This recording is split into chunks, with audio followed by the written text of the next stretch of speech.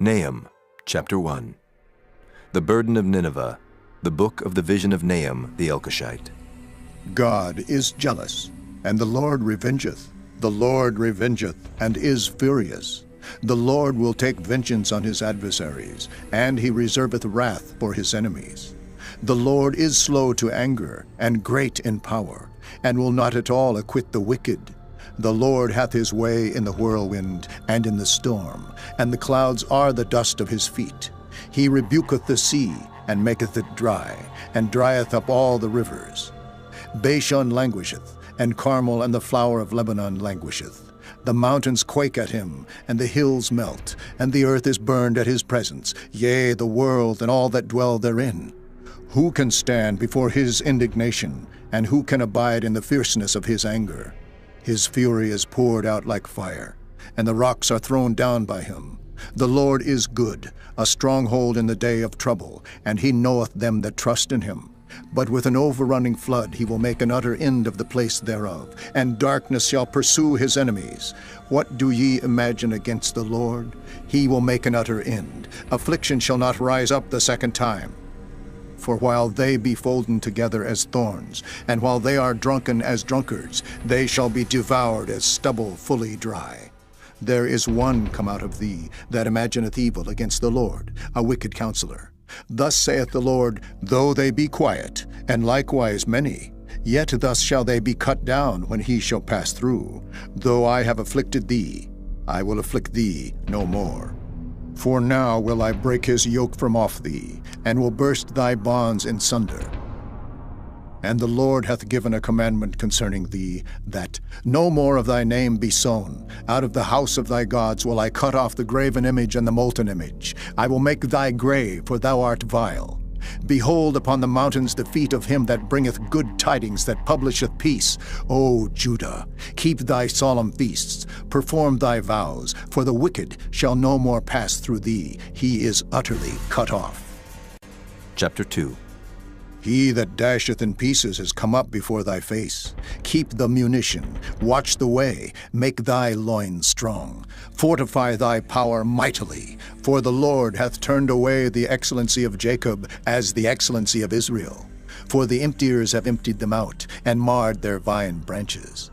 The shield of his mighty men is made red. The valiant men are in scarlet. The chariots shall be with flaming torches in the day of his preparation, and the fir trees shall be terribly shaken. The chariots shall rage in the streets. They shall justle one against another in the broad ways. They shall seem like torches. They shall run like the lightnings. He shall recount his worthies. They shall stumble in their walk. They shall make haste to the wall thereof, and the defense shall be prepared. The gates of the rivers shall be opened, and the palace shall be dissolved. And Huzzab shall be led away captive. She shall be brought up, and her maid shall lead her as with the voice of doves, tabering upon their breasts. But Nineveh is of old like a pool of water, yet they shall flee away. Stand, stand, shall they cry, but none shall look back. Take ye the spoil of silver, take the spoil of gold, for there is none end of the store, and glory out of all the pleasant furniture. She is empty, and void, and waste, and the heart melteth, and the knees smite together, and much pain is in all loins. And the faces of them all gather blackness. Where is the dwelling of the lions, and the feeding place of the young lions? Where the lion, even the old lion, walked, and the lion's whelp, and none made them afraid. The lion did tear in pieces enough for his whelps, and strangled for his lionesses, and filled his holes with prey, and his dens with ravin. Behold, I am against thee, saith the Lord of hosts, and I will burn her chariots in the smoke, and the sword shall devour thy young lions, and I will cut off thy prey from the earth, and the voice of thy messengers shall no more be heard. Chapter 3. Woe to the bloody city! It is all full of lies and robbery. The prey departeth not, the noise of a whip, and the noise of the rattling of the wheels, and of the prancing horses, and of the jumping chariots. The horseman lifteth up both the bright sword and the glittering spear, and there is a multitude of slain, and a great number of carcasses, and there is none end of their corpses. They stumble upon their corpses. because of the multitude of the whoredoms of the well-favored harlot, the mistress of witchcrafts, that selleth nations through her whoredoms, and families through her witchcrafts. Behold, I am against thee, saith the Lord of hosts, and I will discover thy skirts upon thy face, and I will show the nations thy nakedness, and the kingdoms thy shame.